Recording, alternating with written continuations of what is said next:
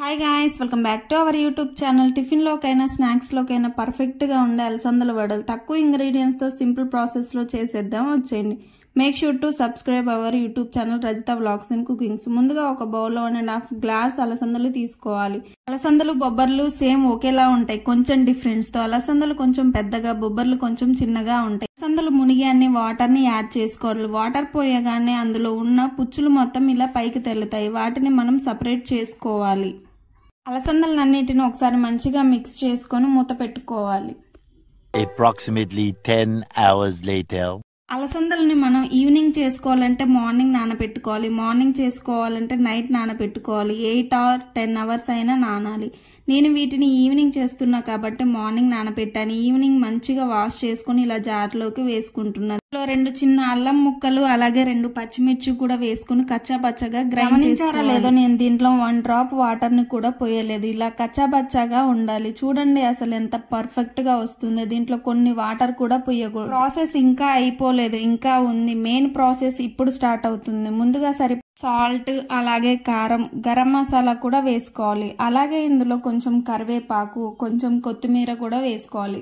సన్నగా తరిగిన ఆనియన్స్ ను కూడా వేసుకొని మొత్తాన్ని ఒకసారి మంచిగా మిక్స్ చేసుకోవాలి. మీరు దీంట్లో ఇంకా ఏమన్నా యాడ్ చేస్తారేమో కామెంట్ చేయండి. అలాగే నేను ఇందులో పచ్చిశనగ పప్పును కూడా వేసాను, బట్ వీడియో క్లిప్ మిస్ అయింది. ఇవన్నీ మిక్స్ చేసేటప్పుడు కూడా నేను వాటర్ని యాడ్ చేయలేదు. అస్సలు ఎంత పర్ఫెక్ట్ గా వచ్చిందో చూడండి ఒక్కసారి మీరే. ఇంట్లో కొంచెం కూడా వాటర్ పోయకపోతే ఇలా వస్తుంది. వాటర్ పోయొద్దని ఇన్నిసార్లు చెప్తున్నా అంటే మీరే అర్థం చేసుకోవాలి. ఇంకా ఆయిల్ డీప్ హీట్ అయిన తర్వాత అలసందల బ్యాటర్ను మంచిగా రౌండ్గా అలసందల షేప్లో చేసుకొని ఆయిల్లో వేసుకోవాలి. అలసంద వడలు ఇంత పర్ఫెక్ట్గా వస్తుందని నేను అస్సలు అనుకోలేదు. అలసందలను ఒక్కొక్కటి విడివిడిగా వేసుకోవాలి. స్టవ్ మీడియం ఫ్లేమ్లోనే పెట్టుకొని చేసుకోవాలి. అప్పుడే లోపల కూడా మంచిగా పర్ఫెక్ట్గా కుక్ అవుతుంది.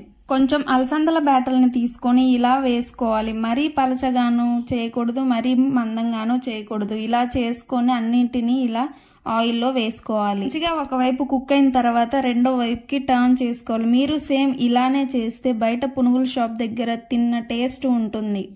రెండో వైపు కూడా మంచిగా కుక్ అయిన తర్వాత వీటన్నిటిని ఒక బౌల్లోకి తీసుకోవాలి.